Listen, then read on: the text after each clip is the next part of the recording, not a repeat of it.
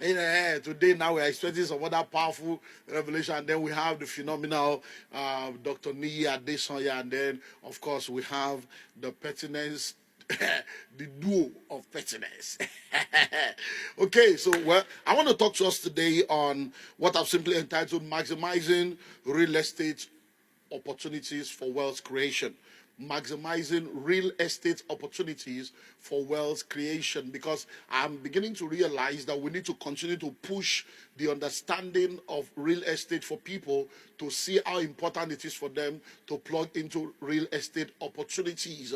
We've said it over and over again that the word POUR is an acronym for passing over opportunities repeatedly. Why? Because there are a lot of people that have been missing a lot of opportunities. Every time we come for money summits, every time we come for the real money of Lagos, we come up with all kinds of opportunities, and we have testimonials of people that have taken advantage of all the opportunities that have been shared with them, and they've made tremendous progress in their life. You've heard their testimonies over the years. So I want to let you know that there are so many opportunities in real estate that will help you to be able to create wealth, and you need to know that and then begin to maximize those opportunities for wealth creation, because that will be my own focus today. But I want to start by revealing to you again, or revealing or reminding you of the power of real estate investments, because if you don't understand the power of real estate investment, if you don't understand the power of real estate, you may make light of what real estate can do. Real estate is very, very powerful.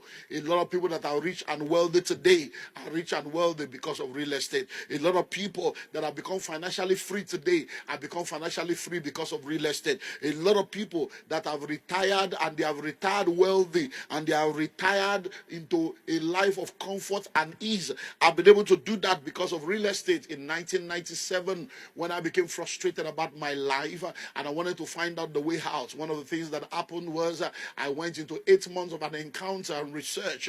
And what I began to do, apart from the encounter I had with God through scriptures, was to begin to study the lives of rich and wealthy individuals and families all over the world. And I came to realize that everything that all the rich people all over the world did to become rich is the same.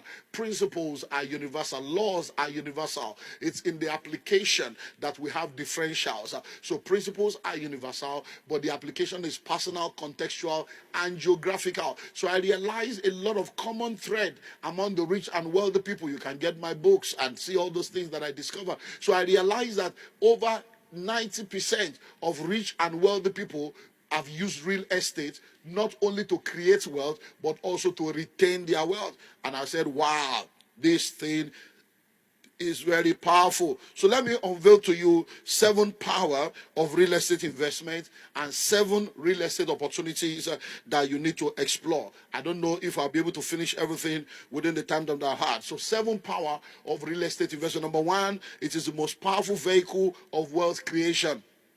Real estate is the most powerful vehicle of wealth creation. Stock market can crash. Companies can go bankrupt, but real estate will never fail. I know people try to argue with that, but I'm telling you, real estate will never fail.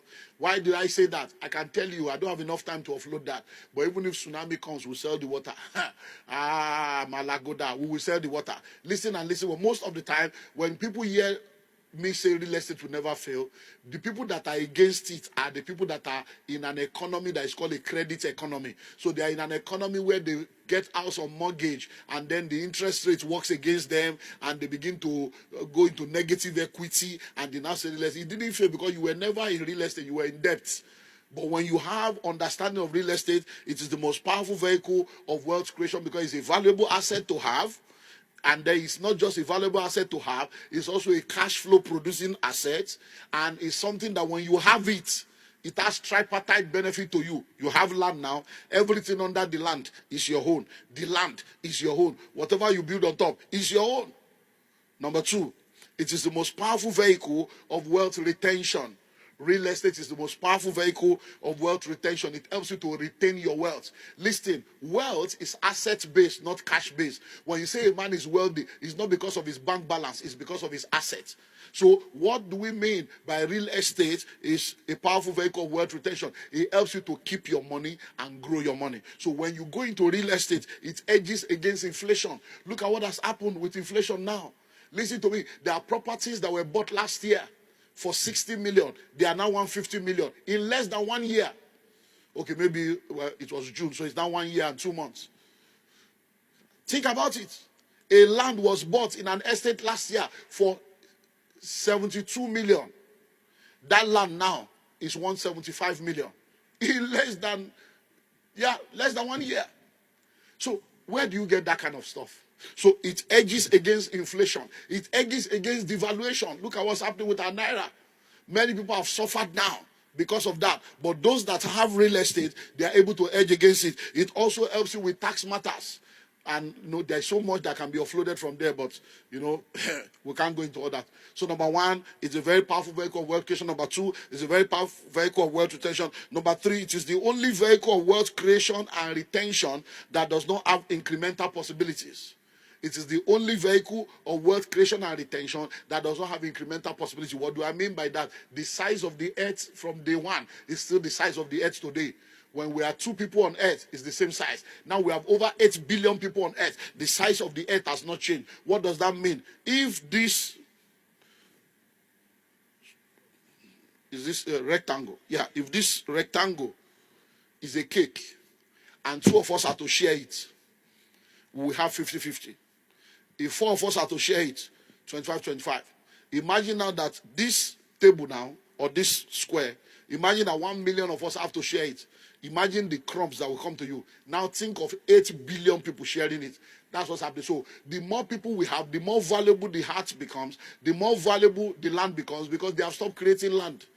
There's no more land to create. It's one creation forever. And that one creation was done. And if you even think further, you realize that over 70% of the earth is water. From the Atlantic Ocean to the Mediterranean Sea. So over 70% of the earth is. So every 8 billion people we are talking about, we are only even contending with less than 30% of the earth's land mass. So that tells you how valuable real estate is, and it will continue to grow like that. So even though it is the same size, it will continue to increase in value. Number 4, it is one of the few, if not the only wealth creation vehicle, that continues to increase in value without any effort of the owner. So once you buy land now, you don't need to do anything. The land will just continue to grow in value without you doing anything. Please, help me answer the question. What can you do that will produce that kind of effect, if not land? And you are still looking for the real money of Lagos. The real money of Lagos is the land of Lagos. Oh. The real money of Lagos is the land of Lagos. That is Lagos oil. That is the land of Lagos. That's the real money of Lagos. So you need to plug into the land of the nation if you want to have the real wealth that the nation has to offer you. Because if you don't do that, you're going to get into trouble. So it is what? It is the only, one of the few, or the only vehicle of wealth creation that continues to increase without the effort of the owner. And that's why we say to people, you don't wait to buy land. You buy land and you wait. Number 5, it is one, if not the only vehicle of wealth creation that does not expire and has a lifetime value. Land does not expire. So you can't come tomorrow now and say, oh, sorry, that land has expired. The land is now, you can't use it anymore. It has expired. No, it doesn't expire. Businesses can go bankrupt. Stock market can go belly up. All other investment can mess you up. But real estate, it does not expire. So you can't come now and say, oh, the land has expired, though. There's no land anymore. No. And that's why we tell people a city today was a village yesterday. A village today will be a city tomorrow. You don't wait to buy land. You buy land and wait. Number 6, the power of real estate. Real estate is spiritual. Real estate is spiritual. The God that we serve is a God of real estate. He created the heaven and he created the earth. So God is the one that created real estate. Faith is land. Faith is land. Whosoever owns the land determines the faith that is practiced in the land. So if you are born in Pakistan, you are most likely a Muslim. If you are born in Afghanistan, you are most likely a Muslim. You are born in Saudi Arabia, you are most likely a Muslim. Why? Because the owners of the land determines the faith that is practiced in the land. So it's a land matter. It's a matter of land. So when you don't have land, I don't understand. Your grandfather was a tenant, your father is a tenant, now you are a tenant. You say it's a generational curse. It's not a generational curse, it's a generational choice. Why? Because the owner of the land is the one that lords it over the land. Land gives you dominion. There are only three people we call Lord. Jesus is Lord, Judge is Lord, Landlord is Lord. So what are you lording over? The earth is the Lord and the fullness thereof. If the earth is the Lord, how come you don't have one plot? The earth is the Lord.